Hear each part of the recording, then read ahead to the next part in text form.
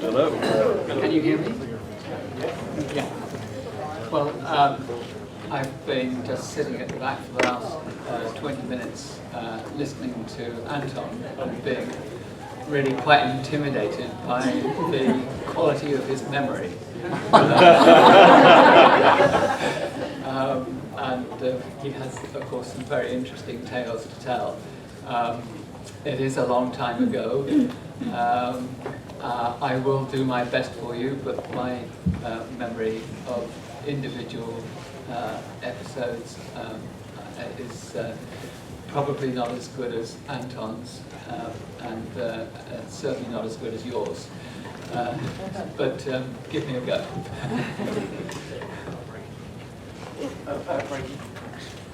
Let me just start by saying that I've been sitting at the back there and looking at this backdrop, wondering who that person is.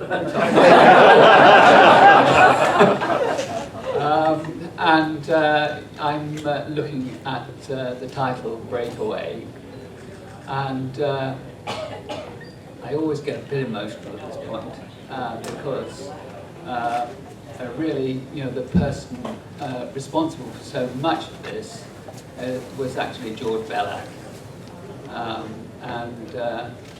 George remained a really close friend of mine until the end of his life. But I was just having a conversation with people around the breakfast table this morning, and we were talking about the character of Victor Bergman that Barrymore's played so well, and so much of that character came out of George Bellac's mind, as indeed I think the tenor of the first series.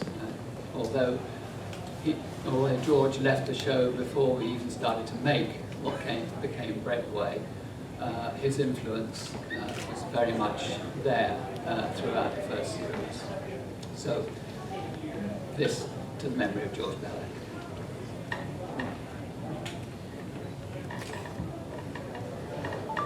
Did you ever hear what George Bellac's impression was of the series after he left it? Do you know if he watched it? I think George was probably a pretty kind person. Since what I had done was to completely rewrite Breakaway, all I can say is that he never held it against me.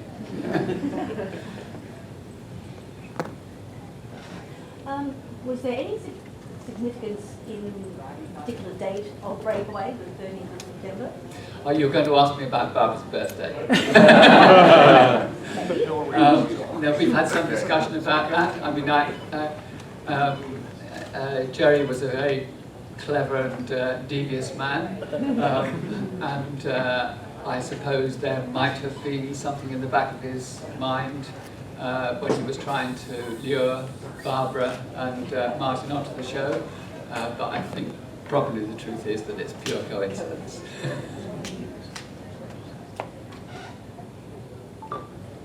Last night I had a chance to rewatch Dragon's Domain. Yes. It's my favorite episode. Thank you. It's rather complex, the model work, flashbacks, things like that. I'm wondering if there was anything that you changed, major rewrites to make it more easier to do on screen.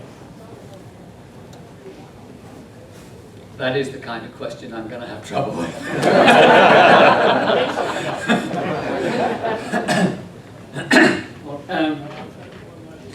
What I can say about Dragon's Domain is it's actually one of my favorite episodes too, and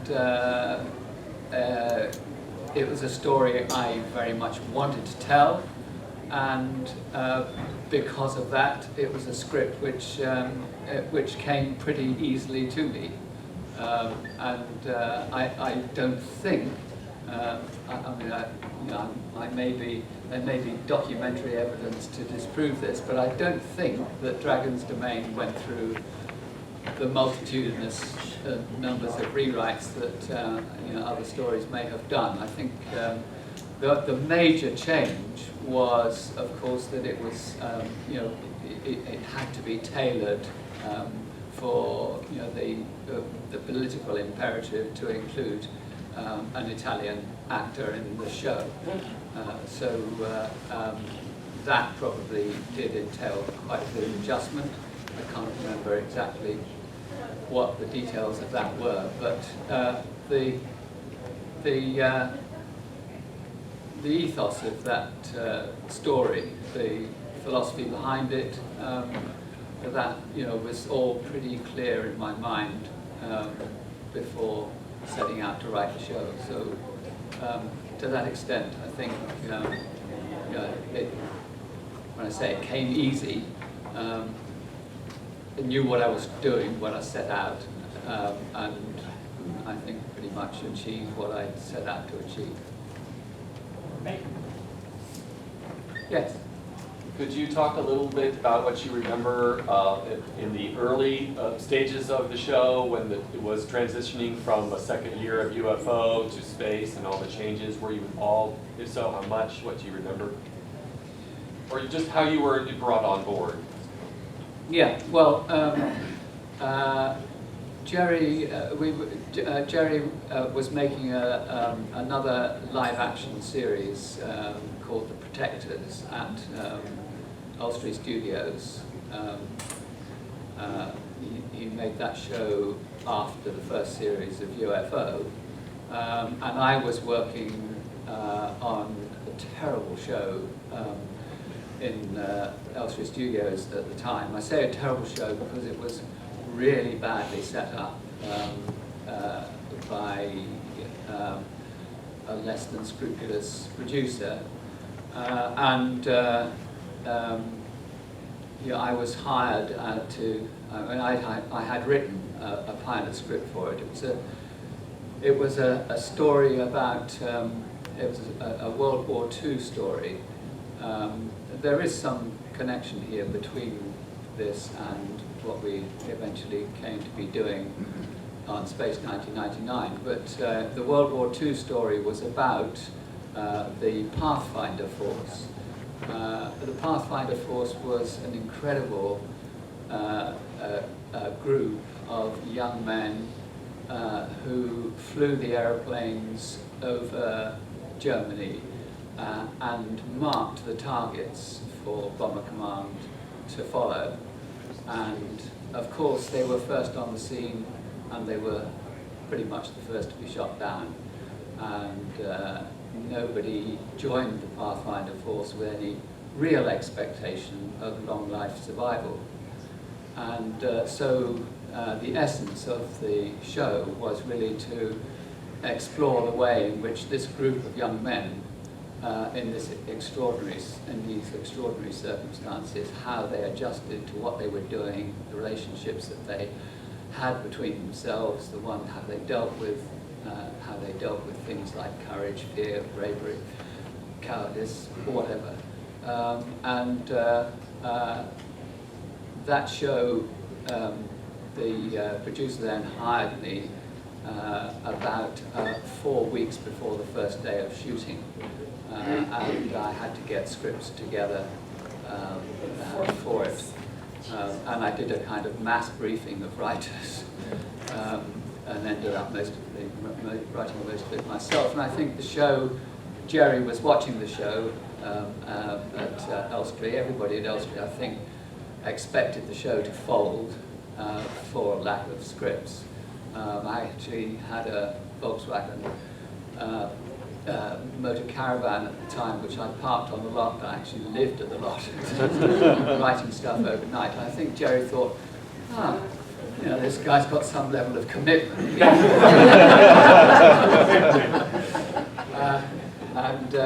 So he asked me about this, and I said, Jerry, I know nothing about science fiction. And he said, well, that's probably quite a good thing. So I started to talk to Jerry and Sylvia, mostly at their house at White Plains in Gerrard's Cross, when it was going to be an extension of a new series of UFO. And So we did quite a bit of work on that, and then I think the truth is that Abe Mandel, who ran ITC, was very taken with the success that Star Trek was having, and so there came a point at which I think he said to Jerry, "Is there no way that we can set UFO in space?" We started by giving UFO a base on the moon, and then once we got to the moon, then it was a short step to realizing that this was no longer UFO, but what we were talking about was a new series. Yes?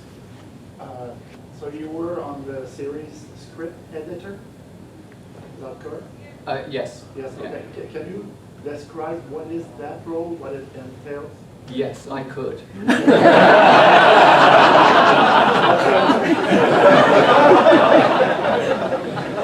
By that I mean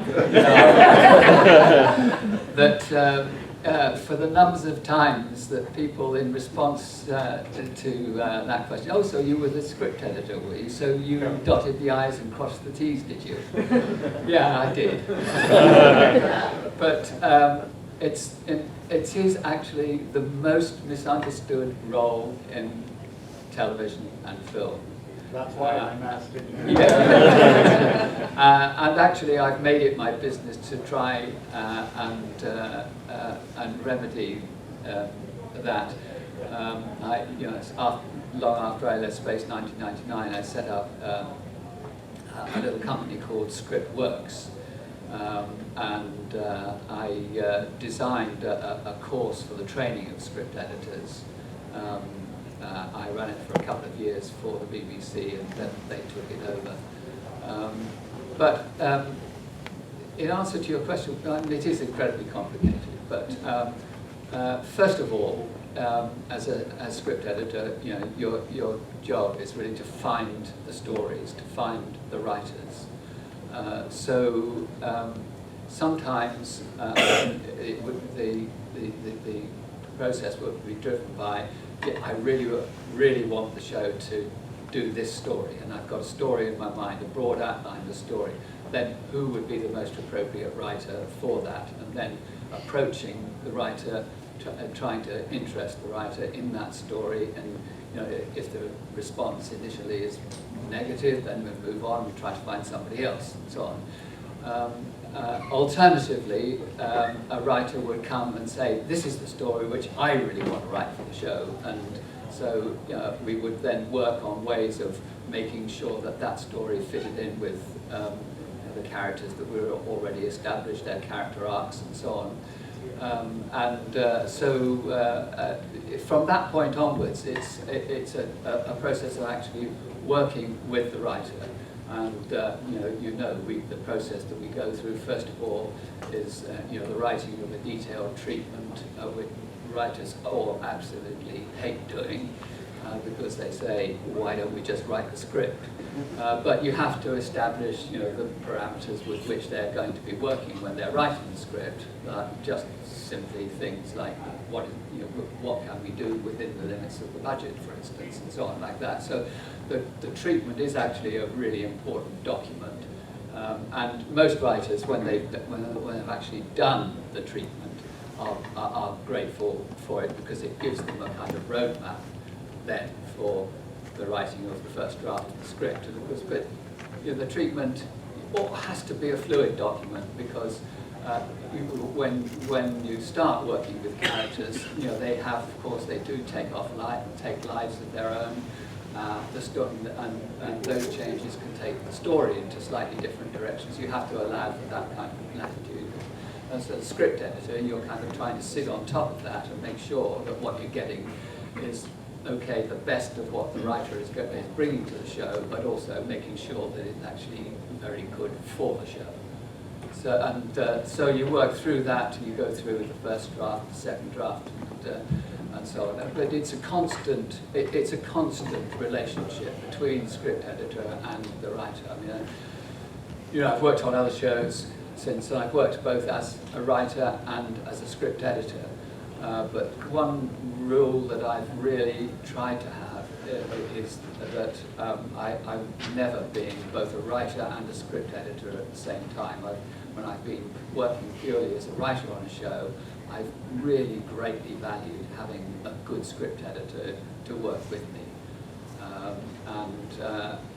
Although it does come down, and did come down, particularly on Space, often to a question of me actually having to rewrite work, that I was definitely rewriting that work as a script editor. Like you know probably the story of Black Sun, where David Weir did all of the groundwork for that really, I think, quite exceptional episode.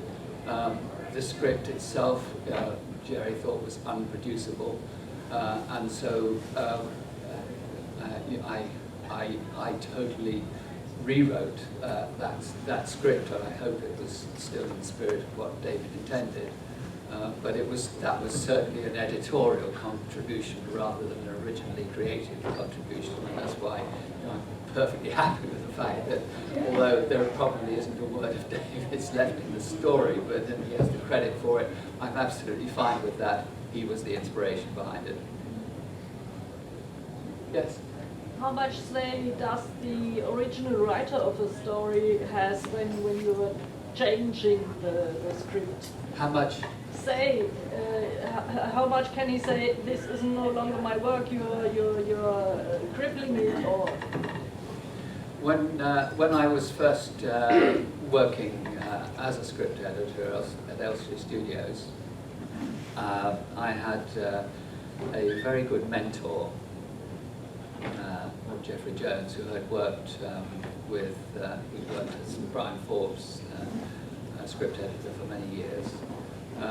And he once said to me, Chris, this job, it's 95% diplomacy and 5% talent.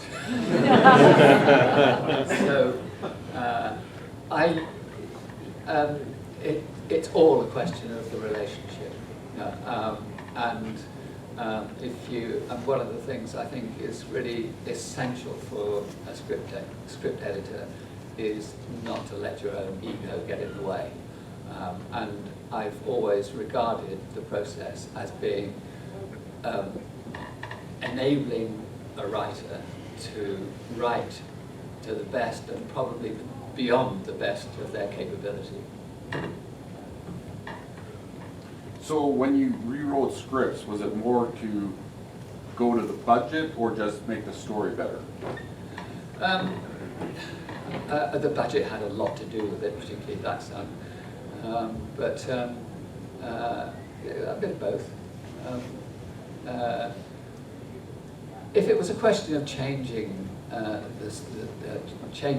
if I saw a reason to change the story, or change something which the original writer had done, I would certainly start off by trying to explaining the situation, trying to get them on side and let them do it.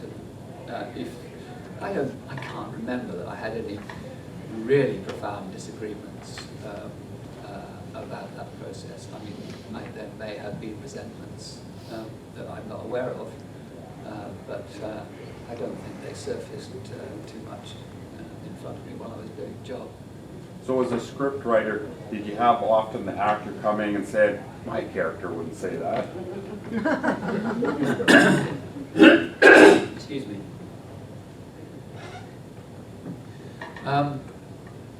There were, on the first series, there were a number of people who had made really major contributions to the success of the show. Excuse me, I've got some water. Thank you.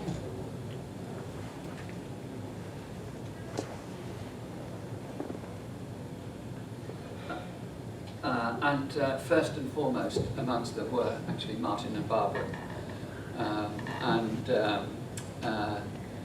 Barbara still insists that I came onto the show straight out of school.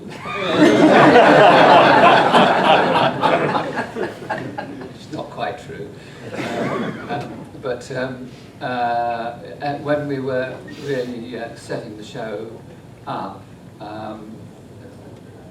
Martin and Barbara had they were living in a nice house in Little Venice, and my days at Pinewood Studio, almost every evening, I recall going back to their house and just chewing over script matters, and I learned a huge amount from both Barbara and Martin in that process. They made great contributions to the authenticity of character.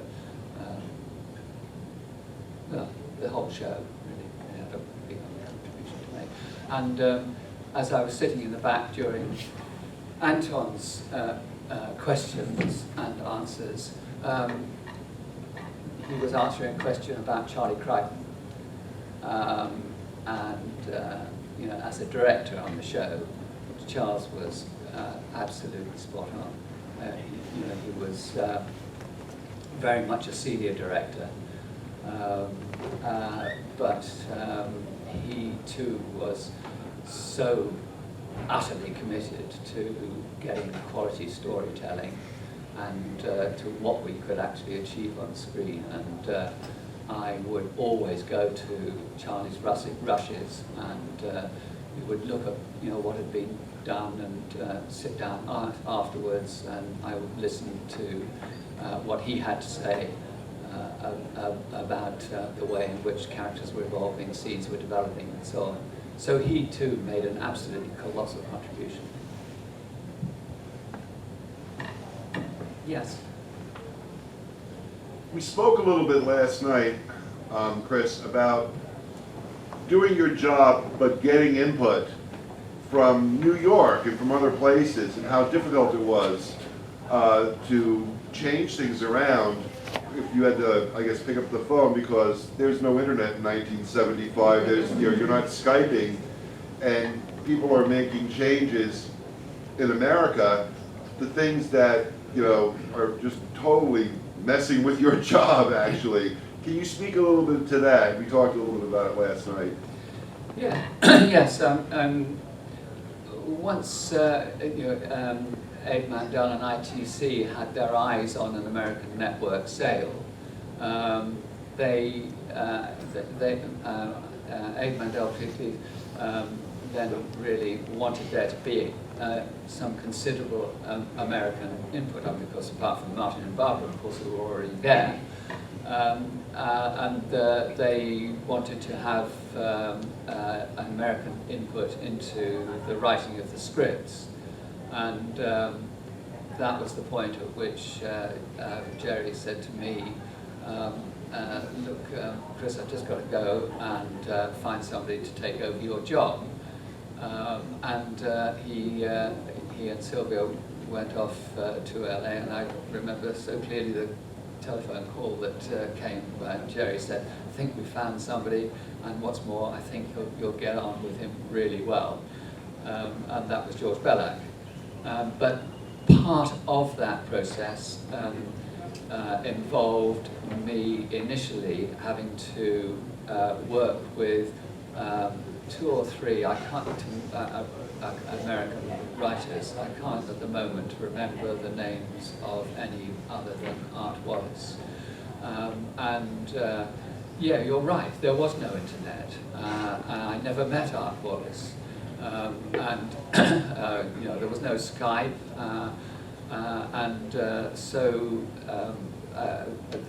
I had long telephone conversations with him, and it's just something you can't do. You've got to be face to face. You've got to be able to see body language, response, and so on. I found that incredibly difficult, eventually I just gave up on the idea quietly, and the next stage of that interference came a little bit later. I think probably what you're referring to was when the first finished shows were taken to LA, and they began to run focus groups on them and so on, to come back and say what kind of show should it look, what kind of direction should it take, and so on. And that was really when I began to feel kind of uneasy about the direction that they wanted to take it in, which was we set out, I think, to do something which was really quite thought-provoking and philosophical, perhaps,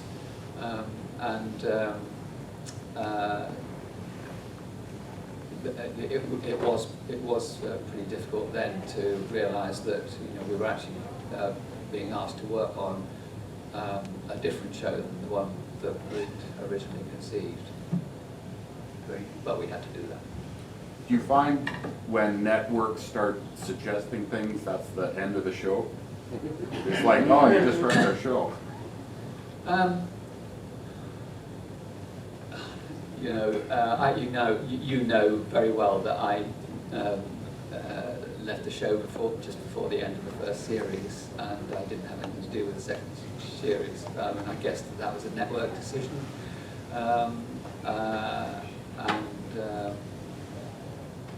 Well, you have your own opinions about what the results of that process were, I'm sure. Yeah, I think it was interference which destroyed what I thought was the essence of the show. Thank you. As diplomatically as possible. Hello. Hi. Were you ever surprised, either pleasantly or unpleasantly, between what you write or what you worked on as the writer and script editor of the show, and then the visual effects and the final result? In other words, I'm thinking about Dragon's Domain. When you were involved in the writing of it, did you perceive the final effects looking like they did, or any kind of example like that? Did you write something and then the finished product looks different from what you imagined, either good or bad? Differences, yeah, but film is a collaborative process.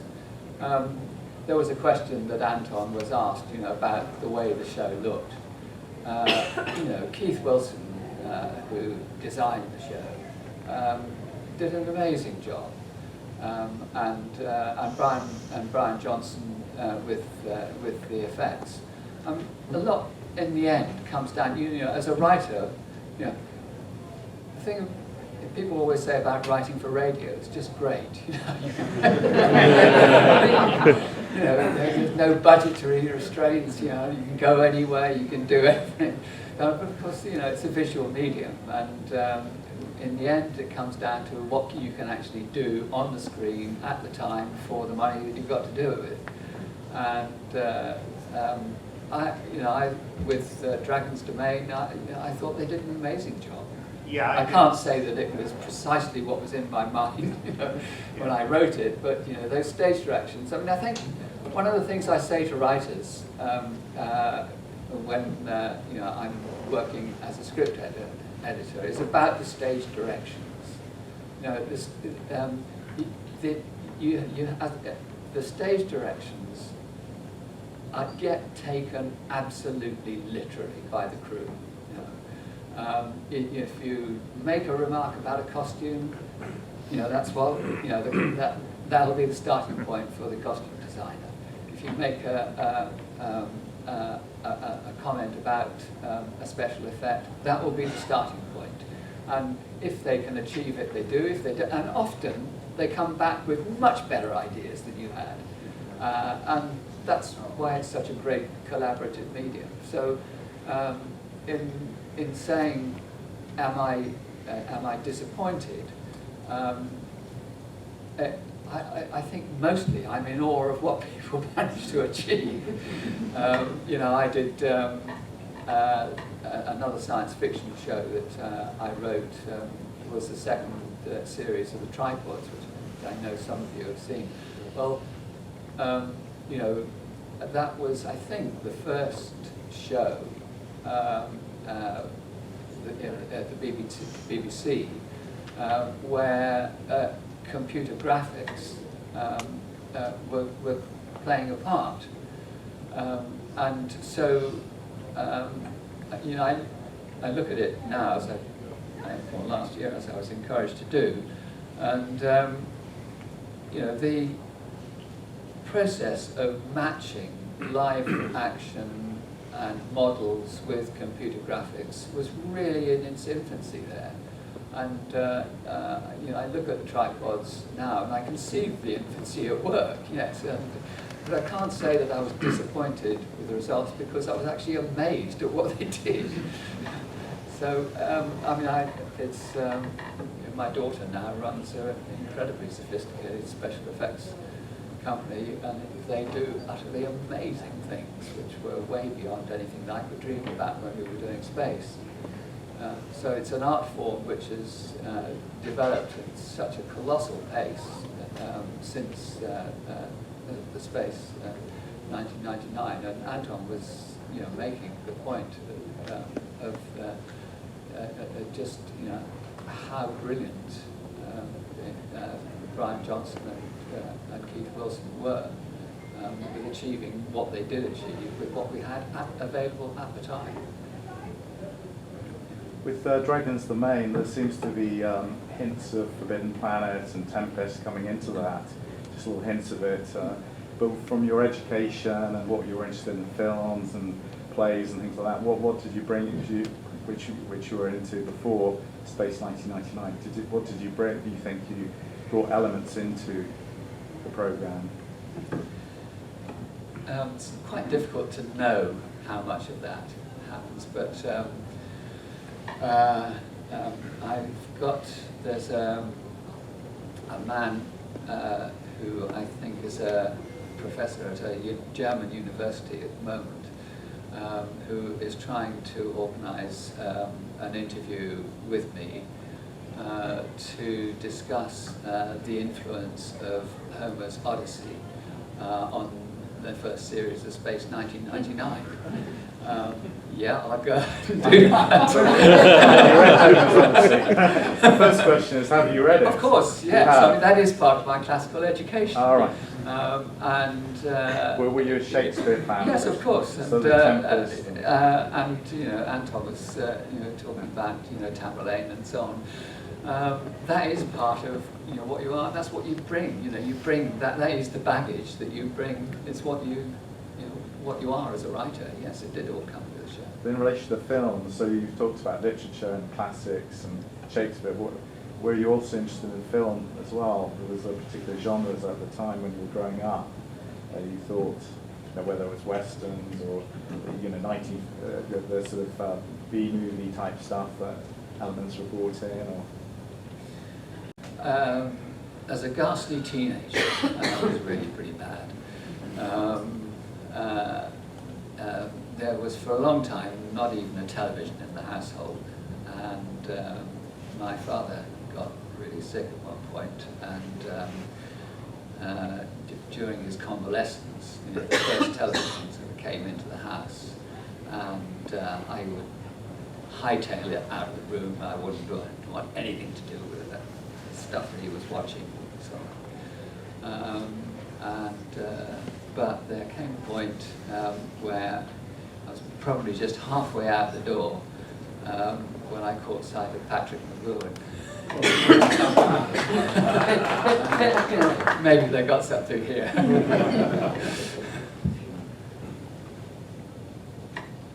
Let's just imagine Space 1999 is produced today. What other story would you push for? In what direction would you push the show as a story writer if you had ideas? Well, this is up and running. I think you've heard us talk about the work that I've been doing with Robert and with Steve Warneck and Eric Bernard, and about our project Helios. You know, we're still hopeful that we will move forward with that. You know, we've taken, I think, quite a good step this year. But Helios we started, I mean, I think it started off with Robert and Steve and Eric saying, you know, can we do a sequel series to Space 1999? And we did quite a bit of work along that before we realized that it was going nowhere because ITV had the rights and they weren't going to let us have the rights. So Helios is our response to that. That's our original series. So Helios, I think, there are elements in what we're attempting to do with Helios, which certainly draw on what I think we were trying to achieve in Space 1999. I don't want to talk too much about the show, but I think we have. It's partly set on Earth in a post-apocalyptic situation, and it's partly set in space with the first manned mission to one of Jupiter's moons, and what we find there on Callisto. And it is about an encounter with another species who's eons ago evolved in a different part of the galaxy on a somewhat similar planet to Earth, so they evolved in a somewhat similar way, but long since have they lost any corporeal form, and they are a virtual society. This will resonate with what we were trying to do in War Games. The reason they're now interested in Blue Planet is that they have an atavistic desire to recover, to return to something of their corporeal form, their human state. They want to recover their lost mortality. And so they see the Blue Planet and they see the complete mess that humans are making of it. So they've come really to save the planet and to find a different kind of future for themselves. So I think you can see that there are strands in that process which have their origins in what we were doing in Space 1999. I don't know whether is that a good answer to your question? Yes. Yes. When Space 1999 was under development, you heard from Jerry Anderson, his take on development. Did anything about Martin Landau and his influence contributed to your work? Because Martin Landau was greatly influenced by Jules Verne's Off on a Clock. Well, I've talked already about the work that Martin did. Martin was, completely dedicated to the show, I did spend hours with both Martin and Barbara,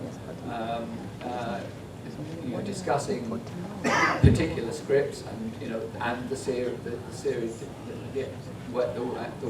direction of the series. So Martin and Barbara had huge input into the way, well, of course, the way in which Kirby developed as a character was Martin's prime concern, but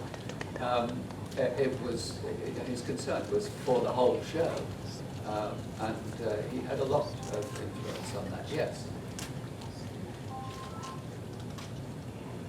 Yeah. I'm curious. So you said when you first met Jerry Anderson that you didn't know anything about science fiction, and yet some of the those concept stories you were telling in the first season, like terraforming in The Last Sunset, which I thought was brilliant. You seem to land on all these fantastic concepts, and you said, I don't know anything about science fiction. Where did you find your inspiration for those stories? Because really, they're wonderful. The spread that you did over season 1, it was awesome. Yeah. Full confession.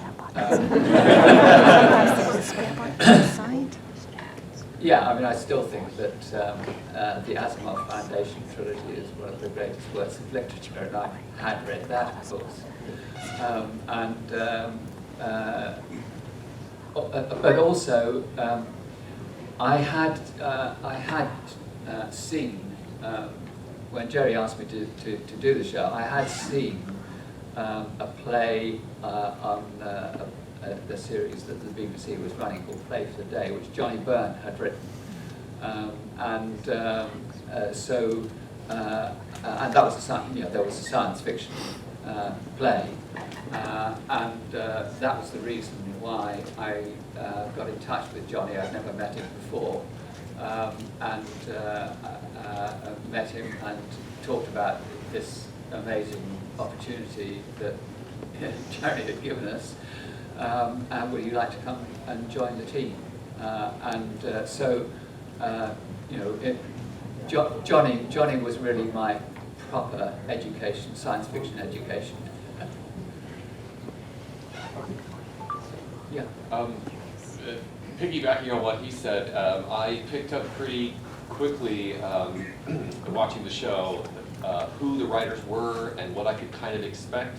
I knew if I saw Johnny's name, it would be something metaphysical. I knew if I saw your name, it would be wild and over the top, and I loved it. I always knew when I saw that name that I had to expect something amazing and high concept and wonderful. Acid driven. So it was not true. It was very interesting to see your name over Dorzak in the second season. So I was wondering if you could comment on the writing process. Obviously, it was a different format. We couldn't do a big, 70s disaster movie with explosions and amazing stuff. But I was wondering if you could explain what it's like to do that story and how you did that one-off and what it was like to work with the new production team. I can do that very quickly. So I wrote the script for Dorzak, and I submitted it to Freddie Feinberger, and some considerable time later, Freddie sent me the production script through the post, and I looked at it, I saw my name on the cover, and that was the contribution. Who wrote it? Him? I have no idea. I have no idea.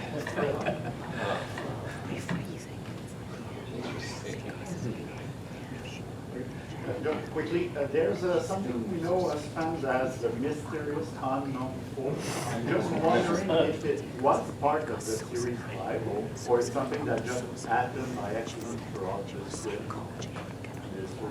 Sorry, I'm not quite getting this. Okay, so us fans, there's something, a concept we call mysterious unknown force. So there's always the alpha goes somewhere and there's like God or something that drives the story. So was that part intended in the script? Oh yeah, okay, right.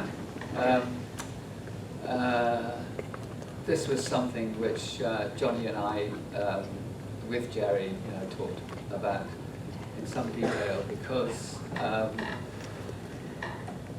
Star Trek was out there and up and running and doing really well. There was Enterprise and there was Captain Kirk, boldly going, and he was in command of the ship, in command of, humans were in command of their own destiny,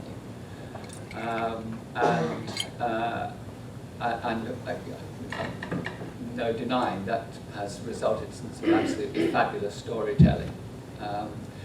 I think what we were interested in, and this is kind of going back to what I was telling you about my first series, The Pathfinders, I think that in blasting the moon out of Earth's orbit, we don't have rocket motors, we don't have any real sense of being able to steer the moon in any kind of direction. What we were really interested in was a group of human beings who were much more vulnerable to the vicissitudes of what space had to put in front of them than were the people on the Enterprise. So we were interested in how human beings behaved in circumstances where they were completely at the mercy of forces that were way beyond their control, how they would respond to them, how they would react, how that would test their humanity. Yes? Just sort of a follow-up question. Also, when you started working on the show, so 2001: A Space Odyssey obviously looks like it was a big influence. And when it came out, it was a very mysterious movie of like, what just happened here? Did you discuss that would be interesting to put into Space 1999 in the beginning? Like, we can make it not so clear, not so linear, not so clear cut. Or did you think maybe we do bring this air of mystery to it that we really don't know what happened here?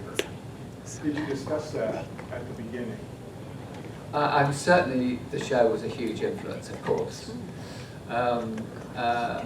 Much later, I read Arthur C. Clarke's book, and I've read how he worked with Stanley Kubrick, and I've read about his reactions, when Kubrick finally let him have a look at the first cut. But there's so little of my book. But he came to really acknowledge what Kubrick had done with it, and of course one of the things was that in the book, it does kind of close off a lot of things which Stanley Kubrick left wide open, and I really like that about the film. I really like about that's really what I look for in my best films. My favorite is that they leave the audience to do a lot of what they bring to it, and don't close things off. That's what I really loved about season 1, was you could think about it after you saw it, and you could discuss it. Maybe it was this, maybe it was that. I really liked that it wasn't finished, and you sort of, as you say, you fill in the gaps in your own way. I thought that was awesome. I don't know whether I've got anything to do with this, but your children. I've got 4 children. 3 of them are involved in one way or another in the media,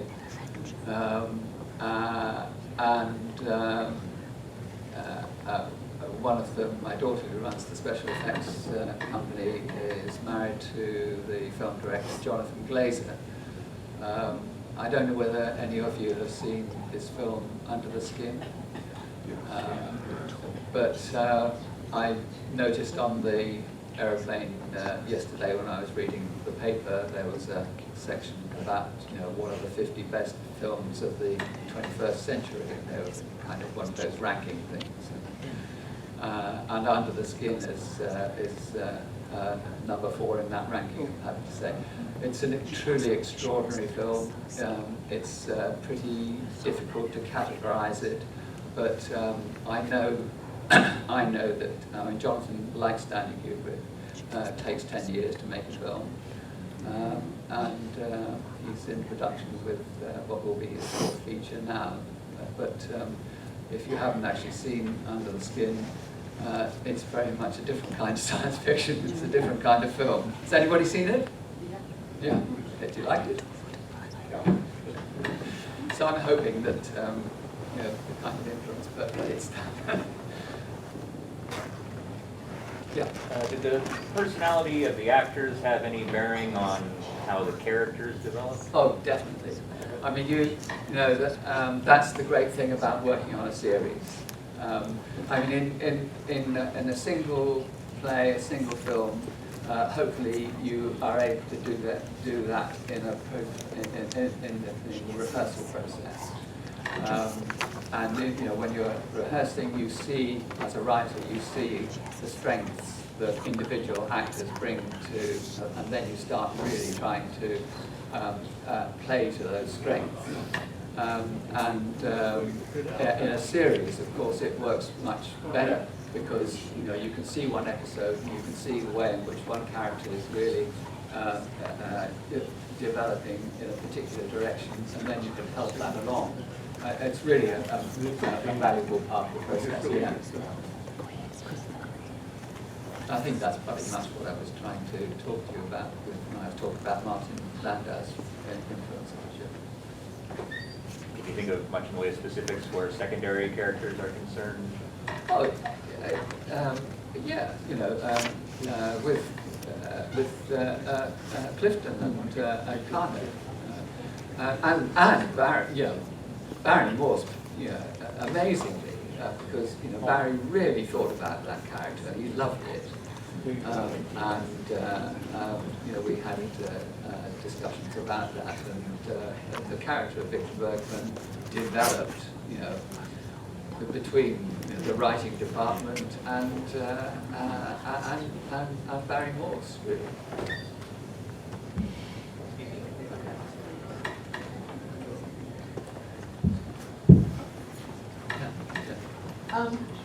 Going back to dates, Jenny asked about the September 13th. Yes. I was just curious, in Dragon's Domain, the ill-fated Ultra Probe is launched on June 6, 1996. That's 3 6s, which biblically is considered a mark. The Ultra Probe met up with an incredibly nasty beast. Is that mere coincidence? Absolutely. so. Nice observation. Yeah, cool. Yeah. Well, you never know where stuff like that comes from. From the mysterious unknown Yes. force. Yes. Yeah. So I have to tell you, one of the great memories of my life is watching the ending of The Last Sunset. First run as a teenager with my mother. My mother, who could care less about this science fiction garbage that I'm wasting my life on. Yes. And we get to the last scene, and the sun is setting for the last time on the moon, and it's a really touching moment. And it got her. It really got her, and for a moment there we were on the same page in their plight and how they felt losing, that one thing that they so craved, and being outside and feeling the wind on your skin. So was that scene there at the beginning, Chris? Did that survive the rewrites? Was that your intention from the get-go? Because it truly gave me a great moment with my now long deceased mother that I've never forgotten. That is humans being human, and a celebration, I think, of what it is to be human. I think, I said that, I'd never been much of a science fiction fan. I really don't acknowledge the boundaries between literary genres,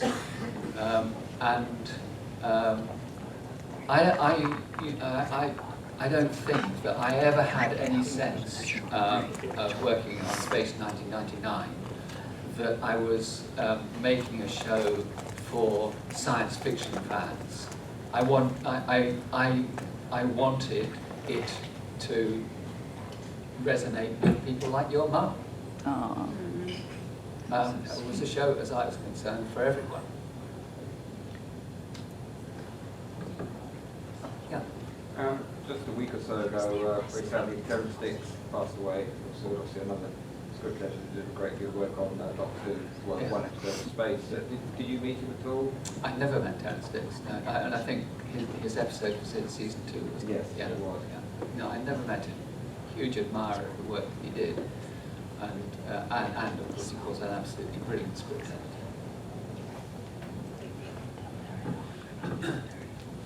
One question. You talked about Clark. His book wasn't written out, wasn't filmed as he written it. How about the other way? The series episodes into the book form. How did you feel about that? fleshing out ideas that were put into the scripts to finish them off. You mean the books that have been done in about Yeah, in the novelizations of Yeah. each episode. I didn't have anything to do with that process. Can't say I've actually read them either. Sorry. That's okay. But I did do quite a bit with Robert Matteo Latosa. Latosa. And yeah, the Paris Media books. I read some of those for him, and I think I wrote forward to one of them. But they were kind of imagining subsequent stories for the series. They weren't novelizing the work that we did. Yeah. I don't know if you watch much TV, but are you watching some go, oh, I'd like to work for this show or write this show? Very often. No. Yeah. And there is so much television now. It's difficult to know, and it's easy to let your life pass in front of the screen. But of course there are shows that you intensely admire. I started to watch one HBO series just a week or so ago, and I've seen the first one, maybe 2 episodes of it so far. It's a series called The Loudest Voice, and it's a biopic in its way. It's a 6-episode series about Roger Ailes and the development of Fox News and the way in which Fox News has impacted on American politics. I thought it was absolutely brilliant. I can't wait to watch the rest of it.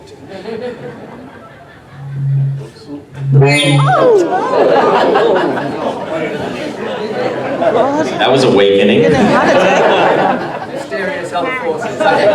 Mysterious unknown force. Okay, we just have time for one more question. Yes. You mentioned that Doors Act was completely changed. Do you recall any of the original elements in your script? Nothing that would be useful. My way of an answer to your question. I'm sorry. Okay, thank you, Christopher.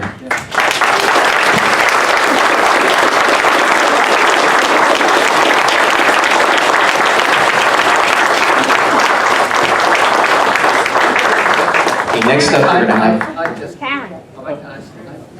I'd just like to say, I didn't come to a Space 99 convention until, I think, 2000 in New York. Your mic's not working. Mike. Your mic is not working. Give him a different microphone. Give your mic now. Is that okay? Yeah. Yes. My first convention was Christopher I Penfold think in was New told. York in 2000, and you guys, the way that you retain such a vivid and creative interest I did, I saw the it. show that we did Yeah, I did. 40 odd years ago is incredibly flattering to me. They're saving Thank my you very seat. much.